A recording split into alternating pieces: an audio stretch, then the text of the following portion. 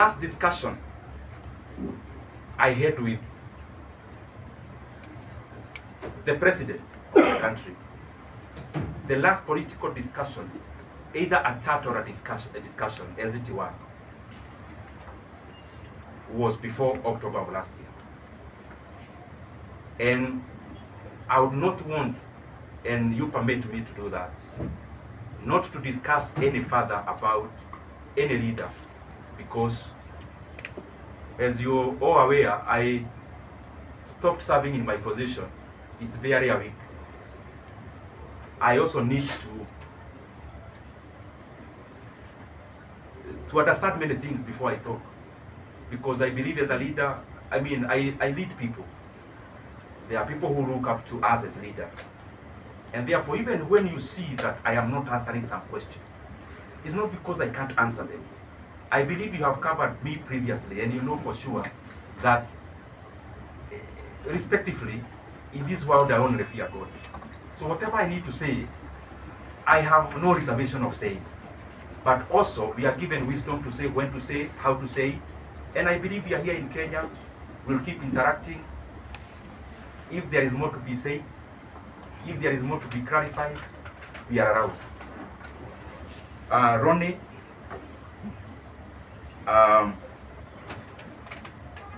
he has been to Kiharu, by the way, to cover. Basically, we are all different, and I don't want to purport to know better what I am not, and therefore I am okay as a leader. You cannot continue being provoked and then you dance to the tune. And I also want to say that anger and hatred is too heavy a burden for any leader to carry. And you only carry anger and those kind of other negative emotions to the advantage of the distractors.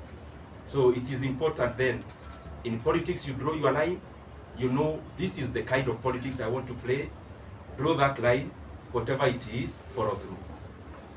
Secondly, in terms of Wamalwa West TV, on why, you've asked me a very difficult question, on why I was replaced. I also don't know. And I am saying it in good faith. I didn't come here to accuse anyone today, or I only came to set the record straight. No one in the leadership of our coalition, from whichever position, has ever called me in regards to the position, in regards to what I need to do better, in regards to what I need to change, in regards to things that needed to be done in a different manner. It's very good for me to put it into record, because as I said, I was holding this position knowing that I was serving Kenyans, so I am also answerable. And in sincerity say, there is no one who has ever called me, decision makers of our coalition, to say anything around this. I read in newspapers about myself the same way you do.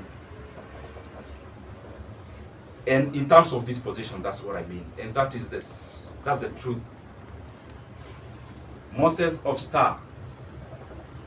You know, Moses is a political journalist, I know him. So he's asking me that I need to say something around politics. Moses, I have your number. And you have mine.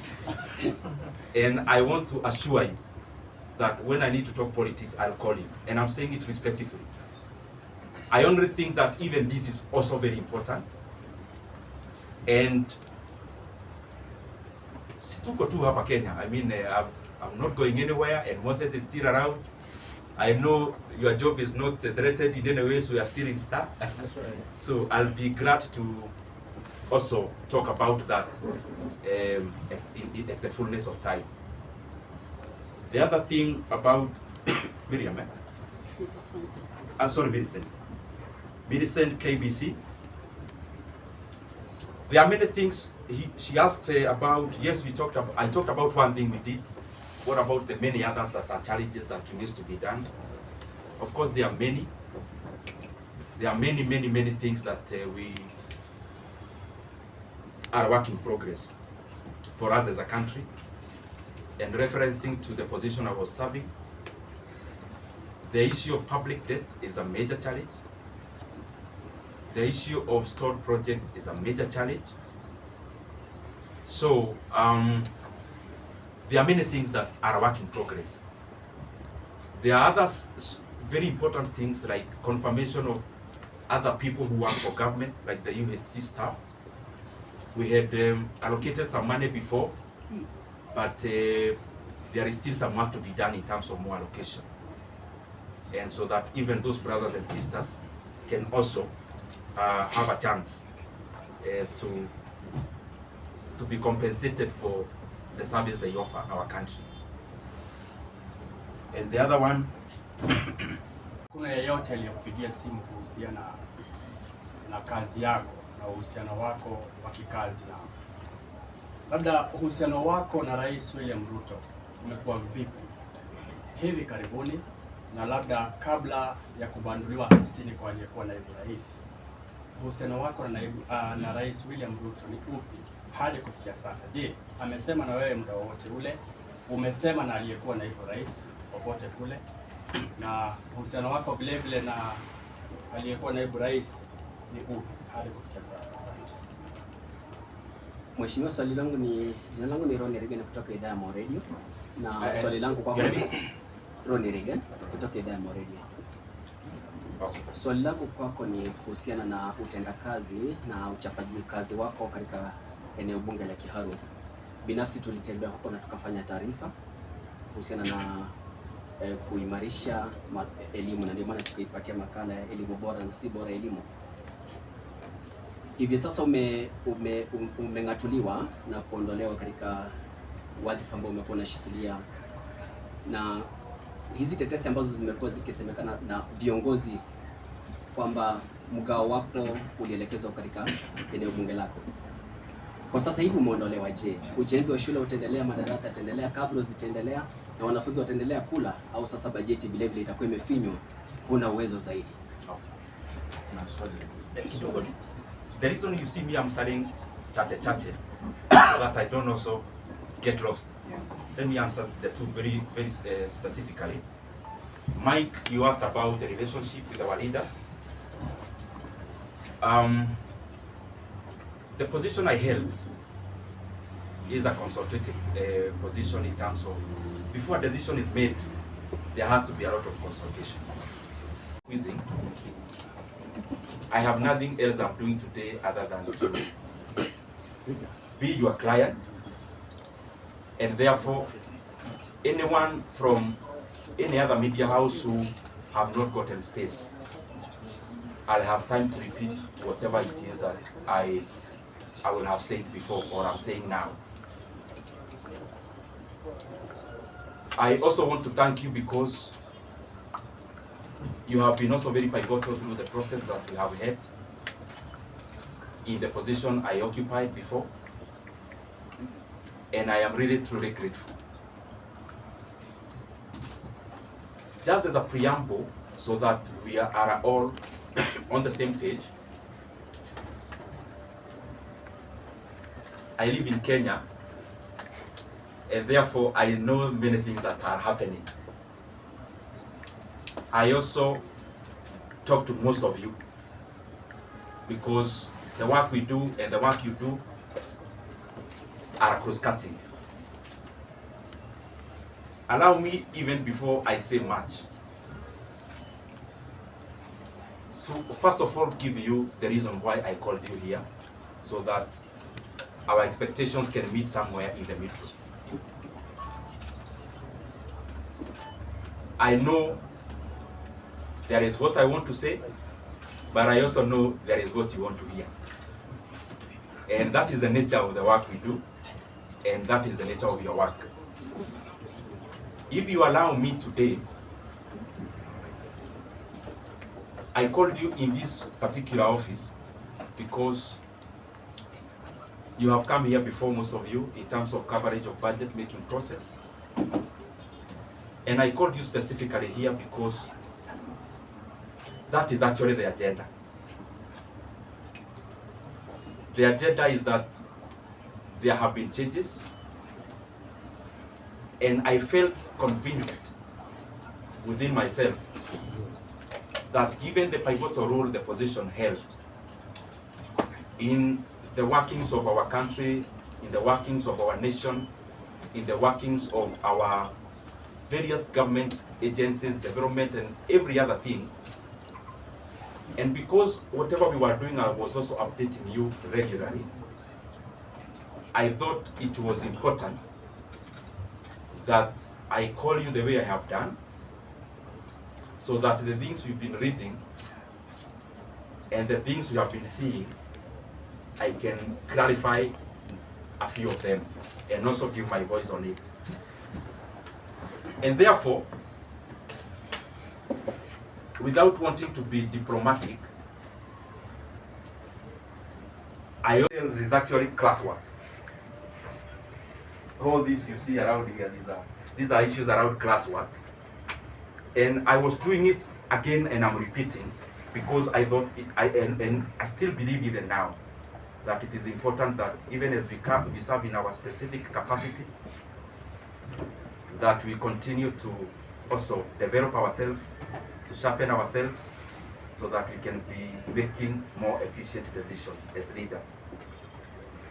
So in a nutshell, I have been very, very, I should be very grateful, and I have been very honored by the Kenyan people to have served in that capacity, and especially when our country really needed us to do what we needed to do. Just as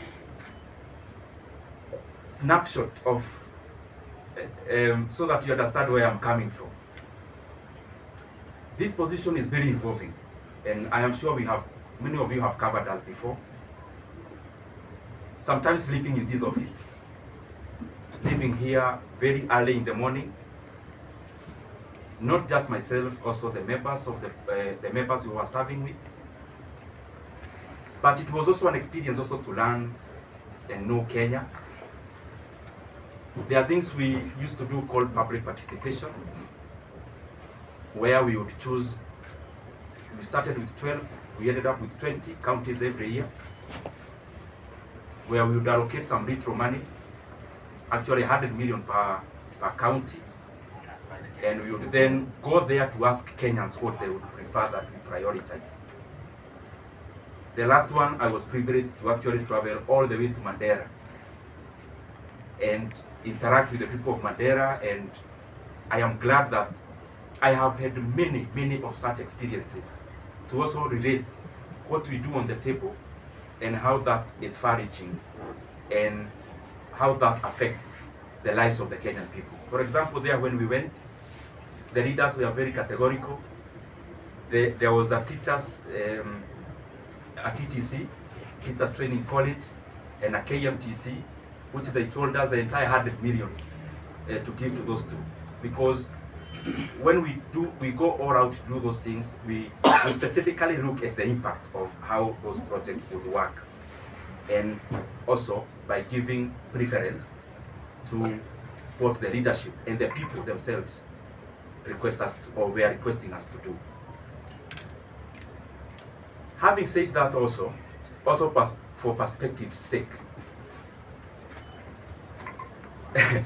and Kenya is a robust country in terms of hearing your voice, but there is also work to be done in terms of incorporating all citizens, and especially in allocation of resources. There are things that I don't know whether there is an end to it. One of those things is public participation, because it's a continuous process which has to keep on improving, which has to keep on done better, because there is no perfection to it, but we can always polish it and do better about it. We can take another round. Let me start. If you continued serving as the chair for budget, My name is Stephen Leto, Citizen TV. If you continue serving as the budget chair, will you allocate in the 2025-2026 financial year 72 billion shillings for chapati?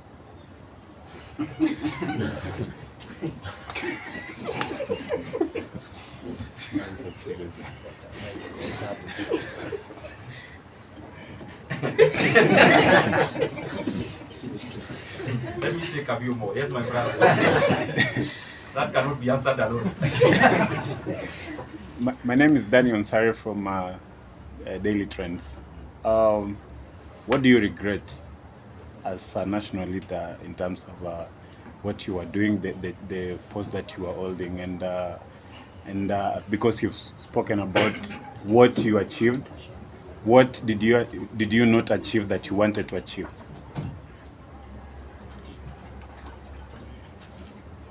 Let me answer those two because I want to be precise. Leto, I don't know where you got that math from, and I don't know whether you're asking about Kiharu because we do that in our day schools. We offer that in our day schools once a week. Is it a Kiharu question or a national question? A Nairobi question.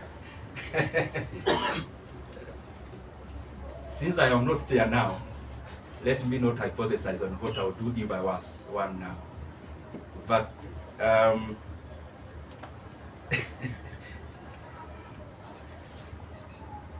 mulisikia hiyo swali ya Leto?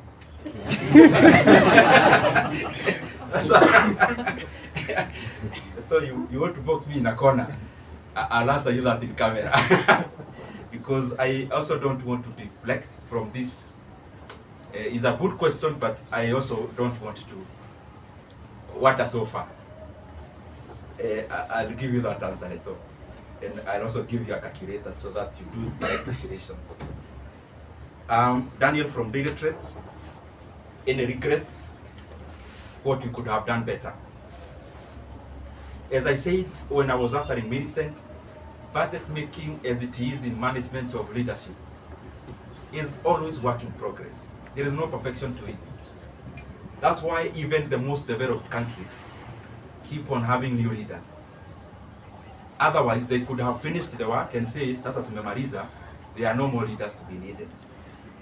So there is always it's always work in progress to reach where we are headed. You also asked about the regrets. What I believe myself is that I am the sum total of all my experiences, bad and good. And if I want to remove any bad experience from my CV, that is, as a human being, then I am deserting to be who I am. Therefore, very rarely will I have regrets.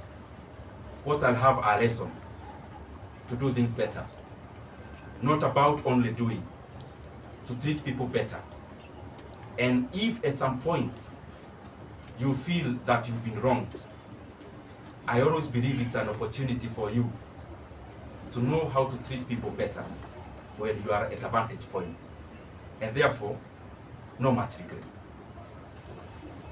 Yes, sir, my brother.